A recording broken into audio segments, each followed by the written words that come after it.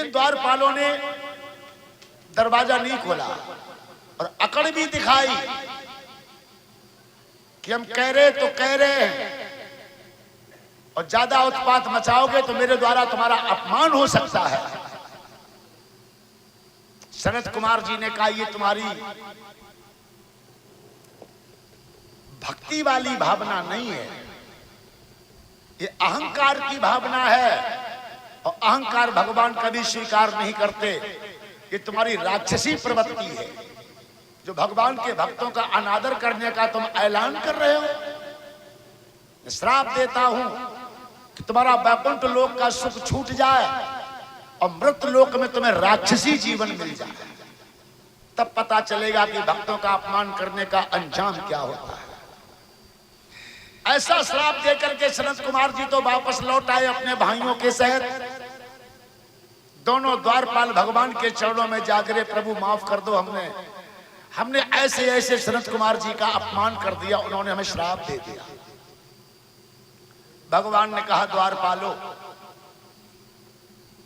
अगर हमने तुम्हें श्राप दिया होता तो हम अपना श्राप वापस ले लेते, लेकिन तुम्हें हमारे भक्तों ने श्राप दिया है, वो श्राप हम वापस नहीं ले सकते। अब तो तुम्हें मृत लोक में राक्षसी जीवन भोगना ही पड़ेगा।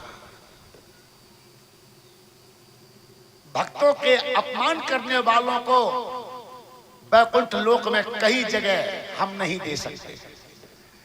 ऐसा कह के प्रभु ने वैकुंठ लोक से तिरस्कार कर दिया, निकाल दिया। वैकुंठ लोक की सीमा छूटती इनके शरीर में आग लगी और जल के भस्म हो गए। मृत लोक में महात्मा कश्यप ऋषि के घर, जहां देवियां रिद्धियां सिद्धियां प्रकट हुई, पैदा हुई, और बाई घर में ये दो निशाचर पैदा हो, हिरणाक्ष और हिरण्यकश्यप के नाम से।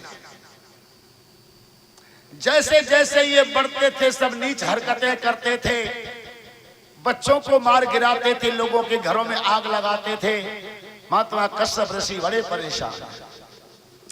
पहले लोग माफ कर देते हैं कि बच्चे हैं, छोड़ो यार बच्चे हैं, लेकिन जैसे जैसे उम्र बढ़ रही तैसे तैसे इनकी शैतानी बढ़ रही है। तो महात्मा जी ने कहा, मूर्खो, संत के पुत्रों को यह शोभा नहीं देता जो तुम लोग कर रहे हो। लगता है ब्रह्मा ने तुम्हें इंसान वाला शरीर दे दिया, लेकिन इंसान वाली बुद्धि नहीं दी। ब्रह्मा जी का ध्यान करो, वो तुमको सद्बुद्धि प्रदान करेगा। अच्छी बुद्धि पाने के लिए पिता ने ब्रह्मा जी को प्रसन्न करने के लिए भेजा। इन्होंने बड़ा अखंड तप करके ब्रह्मा जी को प्रसन्न किया। पैर के एक अंगूठे के बल खड़े होकर दिन रात भूखे रह कर ब्रह्मा जी का आवाहन किया, ध्यान किया, चिंतन किया। विधाता ब्रह्मा प्रकट हुए। हिरण्याक्ष से कहा, तू बड़ा भाई है, पहले हक तेरा बनता है वरदान मांगने का, दिल खोल के मांग, मैं तुम्हारी तपस्या से संतुष्ट हूं। हिरण्याक्ष कहने लगा, पितामह, हमारी उम्र तुम भगवान के हाथ में लिख दो, मौत, हमारी जिंदगी हमारी मौत भगवान के हाथ में रहे। कोई देवी देवता हमें न मार पाए, कोई जानवर हमें ना मार पाए, कोई इंसान हमें ना मार पाए, किसी हथियार से हमारी मृत्यु ना हो, गोला बारूद से मेरी मृत्यु ना हो, भाला तलवार से मेरी मृत्यु ना हो, मेरी मृत्यु सिर्फ भगवान के हाथन से हो। ब्रह्मा जी ने कहा, जाओ तुम्हें भगवान ही मारेंगे। उसने अपनी मुक्ति का रास्ता ढूंढ लिया। वो जानता कि मैं राक्षस हूं, पूजा पाठ कर नहीं पाएंगे, भगवान को रिझा नहीं पाएंगे, फिर नरक में पड़ेंगे, फिर राक्षस बनेंगे, फिर मरेंगे, फिर नरक में पड़ेंगे, फिर राक्षस बनेंगे, ऐसे तुम उबर भी नहीं पाएंगे। और भगवान के हाथ में मरेंगे तो मोक्ष गति पाएंगे, दोबारा राक्षस बनने का खेल ही खत्म हो जाएगा। इसलिए उसने जानबूझ के भगवान के हाथ में अपनी मौत मांगी, क्योंकि भगवान के हाथ में मरने से मोक्ष गति प्राप्त होगी, संसार के आवागमन से मुक्त हो जाएंगे। राक्षस लोग भी मुक्ति के लिए कोशिशें करते हैं, हम आपको भी करना चाहिए यार। संतान पाने की कोशिश की, पैसा कमाने की कोशिश की, सम्मान पाने की कोशिश की, तो कम से कम मुक्ति पाने की भी कोशिश करनी ही पड़ेगी भाई। बिना कोशिश से कुछ नहीं मिलता है, इसलिए अच्छे लोग होते हैं। धीरे धीरे क्या नाम है? यस, आप देख रही है बच्चा यस मंगलवार।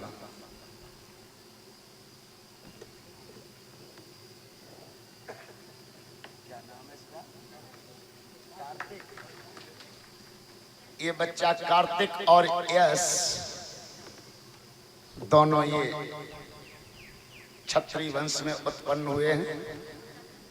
भगवान हमेशा यश, कीर्ति, बल, बुद्धि, वैभव आपको प्रदान करे, शारीरिक उन्नति, सामाजिक उन्नति, आप जैसे खिलते हुए फूलों को प्रभु समर्पित करे। यही हमारी दुआ सदा सदा आपके लिए समर्पित रहे। रहो आबाद दुनिया में, दुआएं दिल से देता हूँ। आपके खुशहाल जीवन की कामना मां जगदम्बा से करता हूँ। बोलिए सच्चे दरबार की जय हो।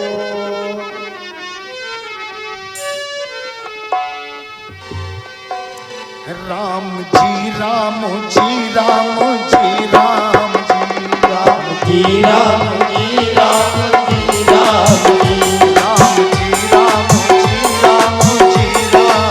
राम जी राम जी राम जी राम।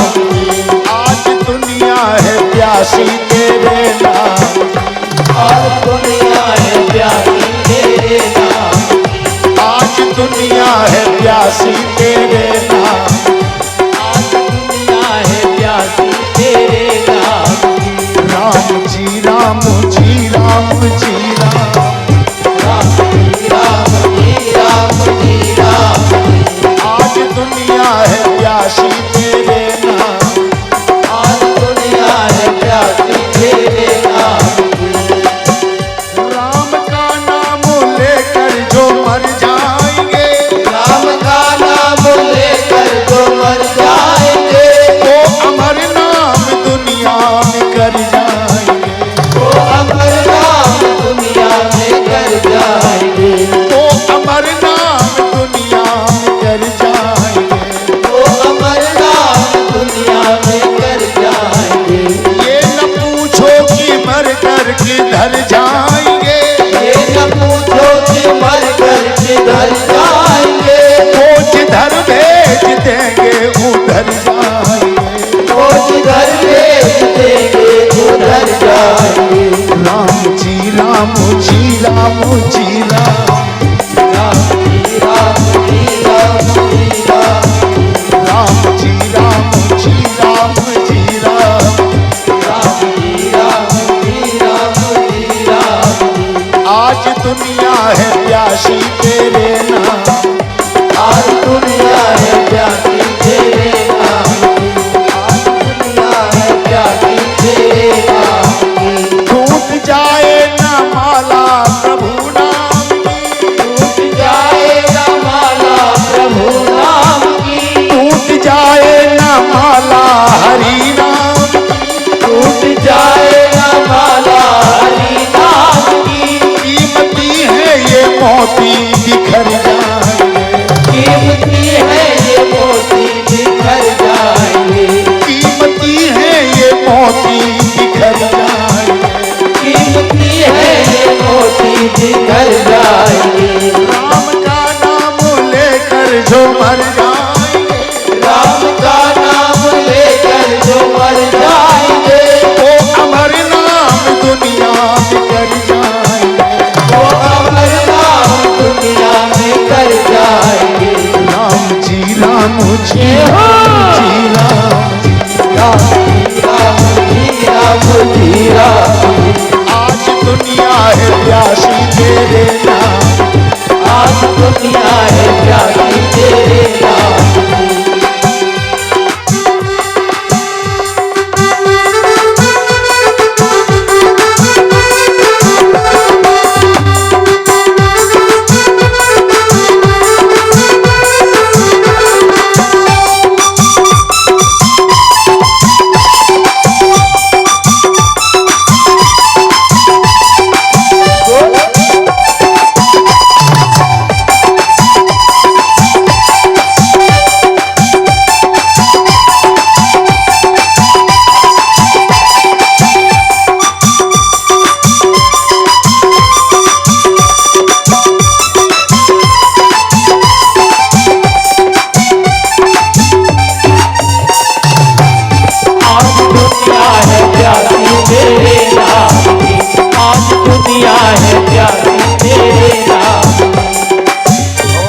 सच्चिदानंद कंद भगवान की जय हो। बोल अयोध्यानाथ महाराज की जय हो। बोलिए श्री वृंदावन बिहारी लाल की जय हो। जय जय श्री राधे श्याम। शांति का दान देते हुए देखते हैं कि हिरण्याक्ष ने भगवान ब्रह्मा से अपनी अच्छी मुक्ति मांग ली। भगवान के यहां का मौत मांग रहा है। तभी तो संत विद्वान भी चिल्ला चिल्ला कर कह रहे हैं, मुक्ति का बंदे कुछ जतन कर ले, रोज थोड़ा थोड़ा हरि का भजन कर ले, यही मुक्ति का साधन है।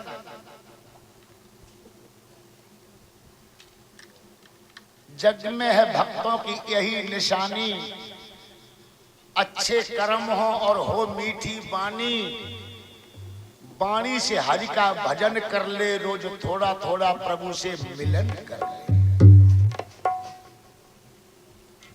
और जा सोचा तो कि बुढ़ापे में भजन करेंगे, तो बुढ़ापा किसने देखा है?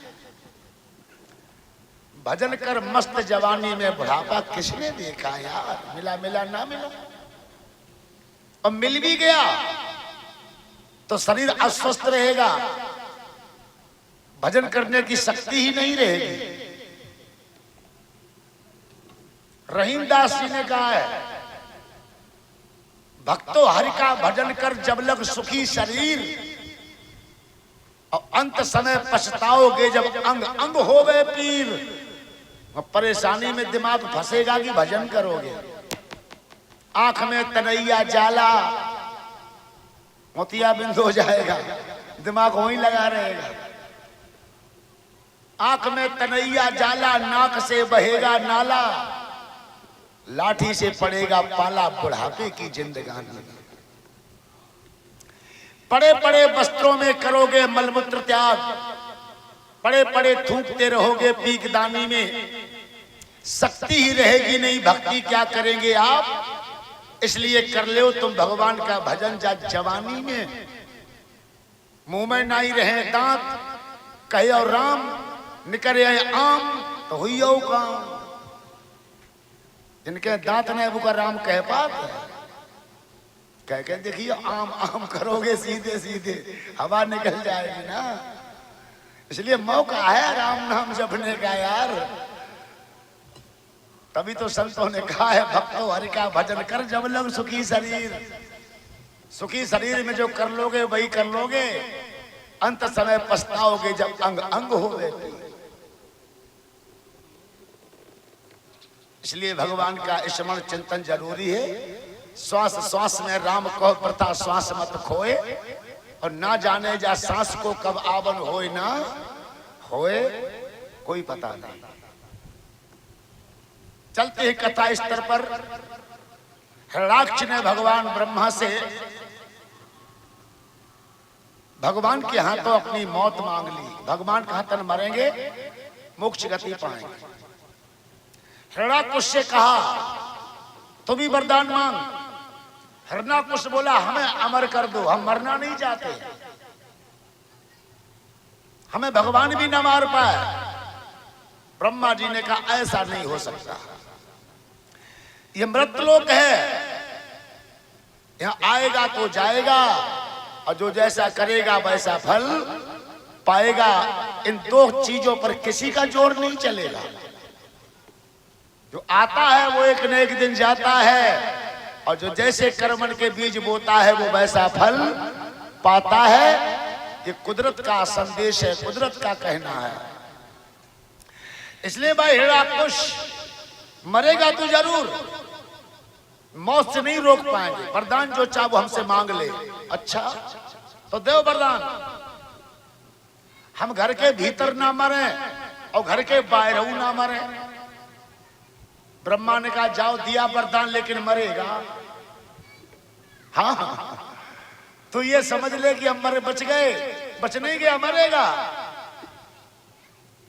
अच्छा हम ना दिन में मरे न रात में मरे। ब्रह्मा ने कहा जाओ दिया वरदान, फिर भी मरेगा। कमाल की बात है। न हम धरती पे मरे, न हम आकाश पे मरे। ब्रह्मा ने कहा जो दो वरदान, लेकिन फिर भी तू मरेगा। चिल्ला करके हिरड़ा कुछ बोला, ब्रह्मा का तुम्हारी खोपड़ी खराब हो गई है क्या? मरेगा मरेगा मरेगा कह के रह गए। अरे मैं तो अमर हो गया। जब धरती पे मरेंगे नहीं, आकाश में मरेंगे नहीं, दिन में नहीं मरेंगे, रात में नहीं मरेंगे, घर के भीतर नहीं मरेंगे, घर के बाहर नहीं मरेंगे, तुम कहां मरेंगे? हमको कोई नहीं मार पाएगा, मैं तो अमर हो गया। हे ब्रह्मा ने कहा धीरे धीरे बोल, और वरदान जो कुछ 10, 20, 50 मांग ले सो मांग ले, लेकिन मौत फिर भी नहीं रुकेगी। और मौत कहां से आएगी, कैसे आएगी, ये तू सोच भी नहीं पाएगा। हमारे वरदान भी सलामत रहेंगे और तेरी मौत भी आएगी। तो बोला फिर देख लेंगे कैसे मौत आती है। ब्रह्मा ने कहा बस उसका इंतजार कर, मौत तो आएगी तेरी, मरेगा जरूर। ऐसा वरदान देकर के पितामह ब्रह्मा भी अंतर्ध्यान हो गए, वहां से चले गए। दोनों भाई और उपद्रवी बढ़ गए, क्योंकि अब घमंड हो गया कि अब मेरा कोई क्या कर लेगा। अब तो अत्याचार की आंधी छोड़ते हैं, तमाम राक्षसों को साथ में रखते हैं, धर्म की धज्जियां उड़ाने लगते हैं। हिरण्याकुश ने धरती पर रहने वाले भगवान के भक्तों पर, सनातन धर्म पर अत्याचार की आंधी छोड़ दी कि धरती पर सनातन धर्म का झंडा अब नहीं लहराएगा, अब तो अत्याचारियों का झंडा लहराएगा। और हिरण्याक्ष ने कहा हम धरती को ही रसातल में पहुंचा देंगे। जब धरती रसातल में जाएगी, भगवान अपनी पत्नी धरती की रक्षा के लिए आएंगे और हमें मारकर धरती की रक्षा करेंगे, मेरे अरमान पूरे हो जाएंगे। इसलिए वो तो मरना चाहता था, इसलिए जानबूझ के उसने धरती को रसातल पे पहुंचाया। भगवान ने देखा ये निशाचर हमारे हाथों मरना चाहता है, हम कौन सा अवतार लेकर के चले। देखा ये हिरण्याक्ष धिष्ठा के अंदर खड़े होकर लड़ता था, तमाम गंदगी आसपास लगा के, और फिर बीच में खड़े होकर ताल ठोकता था, है कोई नाहर जो हमसे टकरा के दिखाए। भगवान ने देखा और कोई रूप लेकर जाएंगे, धिष्ठा में घुसेंगे, हम अशुद्ध हो जाएंगे, बलहीन हो जाएंगे। इस वक्त हमको सूकर का रूप धारण करना है, कोई अशुद्धता नहीं लगेगी। तभी तो कहा भक्तों के लिए क्या क्या ना किया, राधा के पिया सीता के पिया, लोगों के लिए क्या क्या ना किया। तभी तो दुनिया भगवान की कायल है, तभी तो दुनिया भगवान के गुणगान गाती है कि भगवान ने भक्तों के लिए बहुत कुछ किया। आज शूकर का रूप धारण किया, गंदगी में रहने वाला शूकर, गंदगी खाने वाला शूकर, ये मेरे मालिक की मजबूरी थी। उन्होंने देखा यही रूप धारण करके हम कामयाबी पाएंगे, और कोई रूप धारण करके कामयाबी नहीं पाएंगे। निज इच्छा निर्मित तनु माया गुण गोपाल, वो तभी तो कामयाब होते हैं। वो जल्दबाजी में काम फैसला नहीं लेते हैं। हम तुम जल्दबाजी फैसला लेते हो तभी नुकसान हो जाता है। फैसला तो धैर्य धारण करके लीजिएगा, दिल दिमाग से सोच के लीजिएगा, कामयाबी मिलेगी। भगवान जब जब अवतार लेते सोच समझ कर अवतार लेते, जल्दबाजी नहीं करते। उन्होंने देखा यहाँ का शूकर का ही रूप कामयाब होगा। जब सारे देवता ब्रह्मा के सहित परमात्मा को पुकार रहे थे धरती की रक्षा के लिए, तो ब्रह्मा के नाक से एक भुनका जैसा जीव निकला। ब्रह्मा को खुद पता नहीं था कि भगवान हमारे शरीर में से निकल आएंगे। भगवान तो पूरे ब्रह्मांड में व्याप्त है भाई, कहीं से भी आ सकते। एक छोटा सा जीव निकला और देखते देखते विशाल पर्वताकार रूप में बदल गया। आकृति शूकर की थी। बोलिए बारा भगवान की। और ऐसी पावन भूमि में प्रभु ने अवतार लिया जिसे आज त्रिशूल के ऊपर बसी हुई काशी के नाम से विख्यात है। यही काशी, वाराणसी, जैसे हम बनारस कहते हैं, यही बहरा सूकर के अवतार की क्षेत्र भूमि है। इसी पावन भूमि में भगवान ने शूकर का रूप धारण किया था, जो वो काशी के नाम से विख्यात है। बताते भोलेनाथ के त्रिशूल के ऊपर बसी है, कोई अघटित घटना नहीं घट सकती। तब भी काशी की जय जयकार थी और आज भी काशी की जय जयकार। बम विश्वनाथ का झंडा लहरा रहा है, बच्चे बच्चे के जुबान पर बाबा का नाम सुशोभित हो रहा है।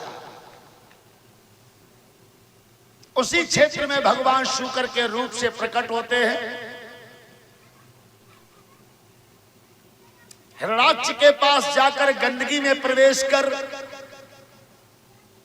उसे मारकर मोक्ष गति प्रदान करते हैं और धरती को अपने डालों पर रख करके पुनः मृत लोक पर स्थापित करते हैं। देवताओं ने फूल बरसाकर भगवान का स्वागत सम्मान किया, जय जयकार की। हिरण्याक्ष को जब पता चला कि उस परमात्मा ने शूकर का रूप बनाकर मेरे भाई को मार दिया, तो वो भगवान के नाम पे काल बन गया। भगवान का नाम लेने वालों को सजाए मौत और ऐसी निर्मम हत्या करो कि देखने वालों के भी दिल दहल जाएं और कोई भगवान का नाम अपनी जुबान पर ना लाए। इतना खूंखार हिरण्याक्ष भगवान के नाम पे लाल ताल हो गया। अत्याचार की आंधी छोड़ने लगा, भगवान के भक्तों पे कत्लेआम बरसाने लगा। भगवान ने देखा ये निशाचर मरने से तो डरता है, ब्रह्मा जी से वरदान ले रहा है कि हम ऐसे न मरे वैसे न मरे।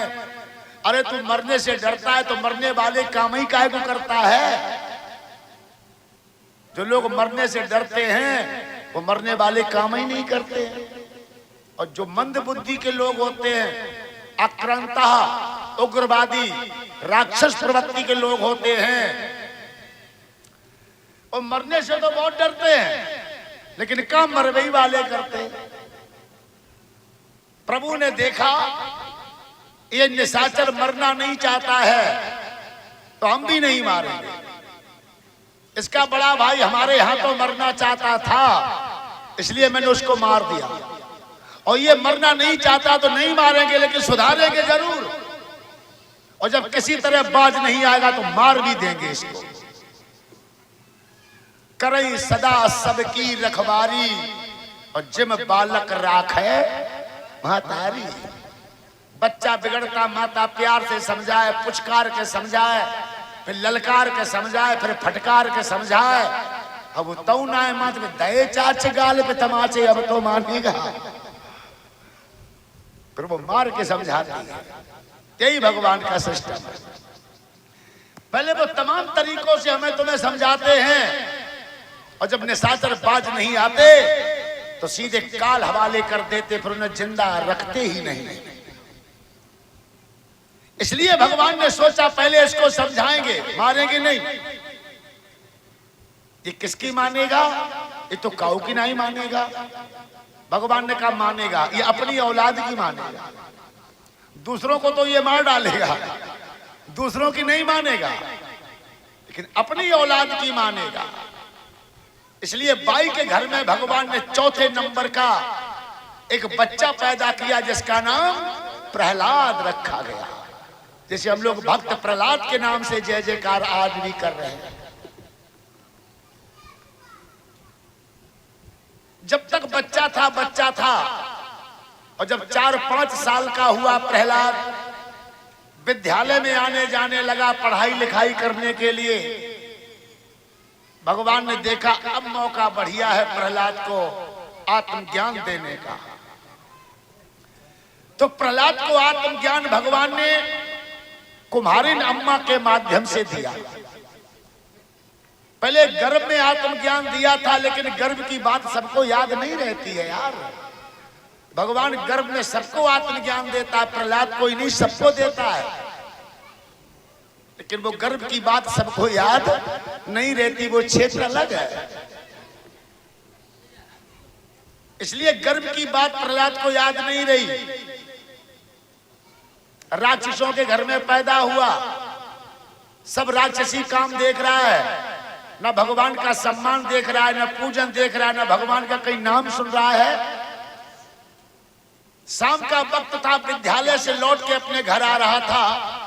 एक कुम्हारी नम्मा अपने दरवाजे पर बैठी भगवान भगवान का चिंतन कर रही थी, सुमरन कर रही थी और आत्मा से बोल रही थी। आत्मा की आवाज बड़ी दर्द भरी आवाज होती है। शरीर की आवाज 3 जगह से आती है। जब संसार को बुलाते हैं तो शरीर की आवाज लगाते हैं, जब अपने यार को बुलाते हैं तो दिल की आवाज लगाते हैं, और जब अपने करतार को बुलाते हैं तो आत्मा की पुकार लगाते। तीनों आवाजों के रस अलग अलग हैं।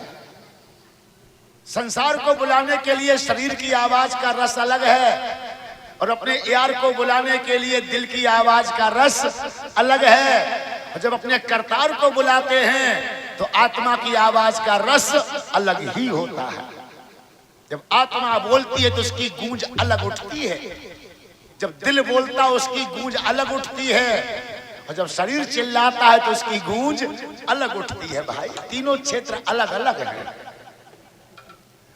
आज कुम्हारी नम्मा आत्मा से परमात्मा को पुकार रही थी। बड़ी दर्द भरी आवाज उसके दिल से निकल रही थी, आत्मा से।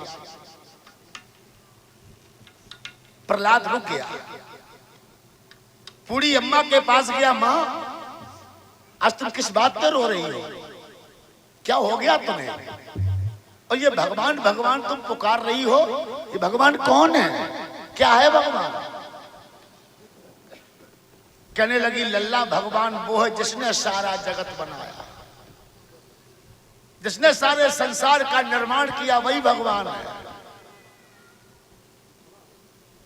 तुम क्यों पुकार रही हो? हमसे गलती हो गई है। ये देख अबा जल रहा है, इस अबा में घड़े पकड़े हैं। एक घड़े में बिल्ली के बच्चे रखे थे, हमको ये याद नहीं रहा और हमने वो बच्चों वाला घड़ा भी इस अबा में लगा दिया। जब चारों ओर से आग फूट गई, अब हमें बच्चन की याद आई। अब इंसान की दम नहीं जो बिल्ली के बच्चे इतने भयंकर आग में बचा दे, अब तो भगवान ही बचाएगा। इसलिए मैं आत्मा से परमात्मा को पुकार रही। प्रहलाद बोला, अम्मा ये भगवान बच्चे बचाने जाएगा, आगी में जलेगा नहीं? और बोली, लल्ला भगवान तो खुद ही अग्नि रूप है, और आगी को खाक जला देगी।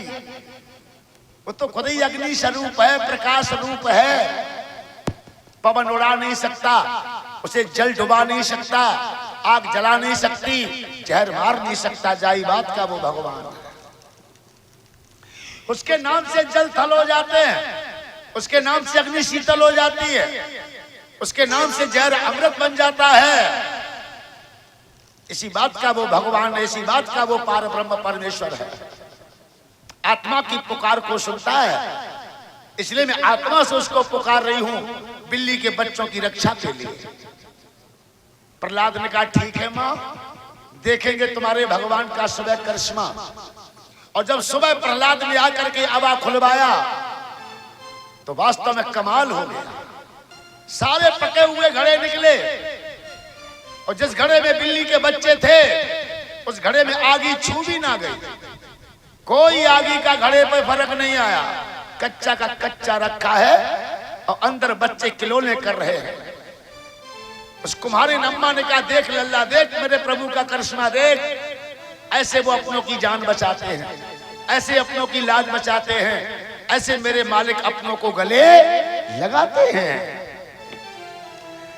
प्रहलाद तुरंत अम्मा के चरणों में गिर गया, बोला, अम्मा तुम हमारी आज से गुरु हो, तुमने तो हमारे हृदय में ज्ञान की ज्योति जला दी। हम तो जानते थे मेरा पिता ही बलवान है, लेकिन आज पता चला कि मेरे पिता का भी कोई पिता है जिसका नाम भगवान है। ऐ दुनिया वालों, अपने मालिक को हृदय में बसाओ, उसी ने तुम्हें जीवन दिया है, वही तुम्हें जीवन के लाभ देगा, वही तुम्हारे जीवन की रक्षा करेगा। वो भगवान कितना दयालु है। जब वो पशु पक्षियों पे कृपा बरसा देता है तो हम लोग तो उसकी संतान हैं। क्या अपनी संतान पे कृपा नहीं बरसाएगा? जरूर बरसाएगा। उसे दिल में बसा कर तो देखो। ऐसे प्रहलाद भगवान के नाम का प्रचार प्रसार करने लगा, घर घर में जाके लोगों से पूजा पाठ करवाने लगा। तमाम लोग प्रहलाद के साथ हो गए। बेशक मर जाएं लेकिन प्रहलाद का साथ नहीं छोड़ेंगे। सिपाहियों ने जाकर हिरण्याकुश से कहा, महाराज गजब हो गया, तुम्हारा बेटा तुम्हारे दुश्मन के नाम की घर घर पूजा करवा रहा है। अब बताओ, अब मैं क्या करूं? हिरण्याकुश ने तुरंत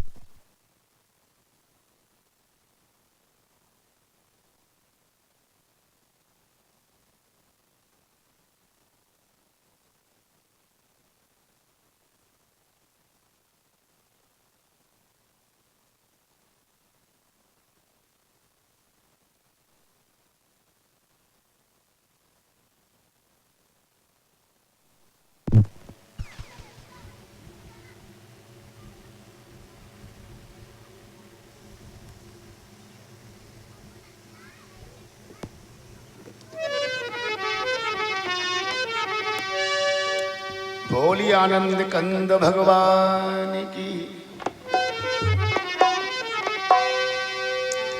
गोविंद हरे गोपाल हरे,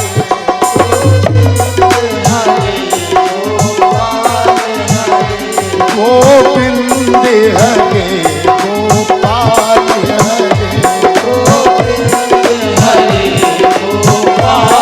हरे, जय जय प्रभु दीन दयाल हरे,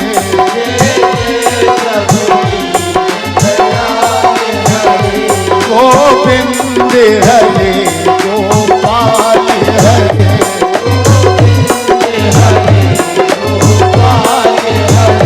जय जय प्रभु दीन दयाल हरे,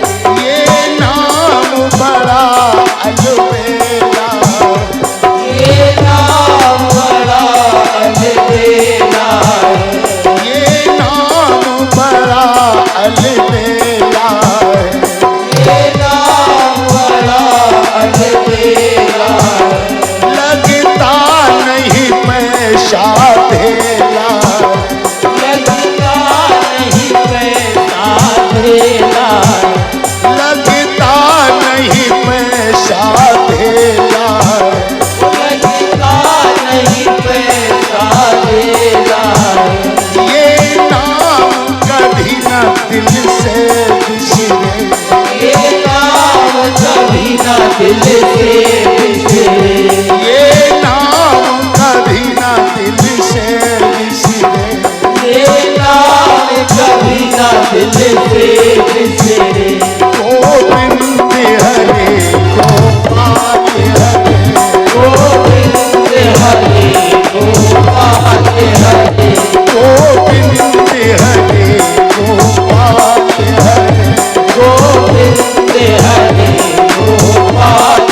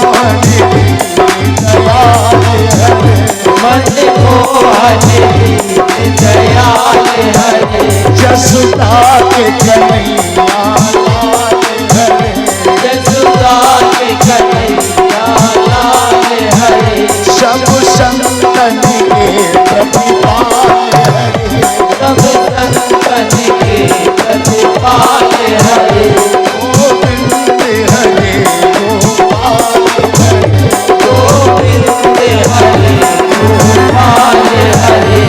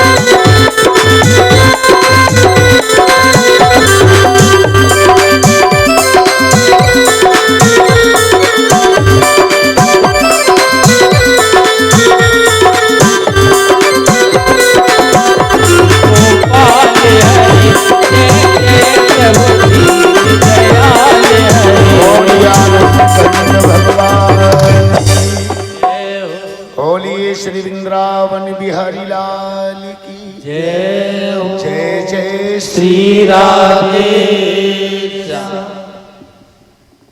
शांति का दान देते हुए चलते हैं कथा स्तर पर। बात चल रही थी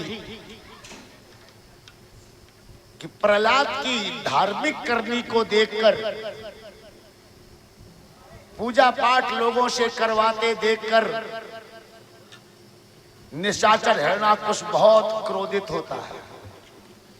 तो अच्छा हुआ बेटा था, न और कोई होता तो खोपड़ी उड़वा देता। प्रहलाद को दरबार में बुलवाया और कहा, बेटे तुम तो हमारे सम्मान की रक्षा के लिए पैदा हुए हो, हमारे वंश को बढ़ाने के लिए पैदा हुए हो, हमारी इज्जत को बचाने के लिए पैदा हुए हो। हमने सुना है तुम हमारे दुश्मन के नाम का प्रचार कर रहे हो, दुश्मन के नाम की जय जयकार करवा रहे हो। प्रहलाद चौंक के बोला, पिताजी दुश्मन? कौन दुश्मन है आपका? अरे वो भगवान मेरा बहुत बड़ा दुश्मन है। उसने शूकर बनकर के मेरे भाई को मार दिया। हमने कसम खा ली कि जब तक हिरण्याकुश दुनिया में जिंदा रहेगा भगवान के नाम का दिया नहीं जलने देगा। और तुम हमारे दुश्मन की घर घर पूजा करवा रहे हो। प्रहलाद बोला, पिताजी ये आप नहीं बोल रही, आपका अज्ञान और अभिमान बोल रहा है। भगवान अगर आपका दुश्मन होता तो ये जीवन ही भगवान तुम्हें क्यों देता, जीवन के लाभ क्यों देता, ये राजसी वैभव सुख क्यों देता अगर वो आपका दुश्मन होता तो? वो आपका दुश्मन नहीं, वो आपका हितैषी है और तुम बात दुश्मन समझ रहे हो। तुम्हारी बुद्धि उल्टी हो चुकी है। वो तुम्हारा जन्मदाता है, वो तुम्हारा पालन करता है, वो तुम्हारा दुश्मन नहीं है। नर का दुश्मन तो नर होता है, लेकिन नर का दुश्मन कभी नारायण नहीं होता। नर का बैरी नर ही होता, क्योंकि नर का नर से जोड़ा है। इसलिए यहां नर ही नर के साथ जो कुछ कर डाले सो थोड़ा है। लेकिन उन हर को दोषी ठहराना, उन प्रभु को दोषी ठहराना, ये मोह मात्र का कारण है। उन हर से बैर भाव कैसा, हम नर हैं वो नारायण है। लेकिन मोह ममता में, अज्ञान में, अभिमान में जब लोग फंस जाते हैं तो वो भगवान से उल्टा सीधा बकने लगते हैं, भगवान के बारे में गंदी गंदी बातें करने लगते हैं। ये सब मोह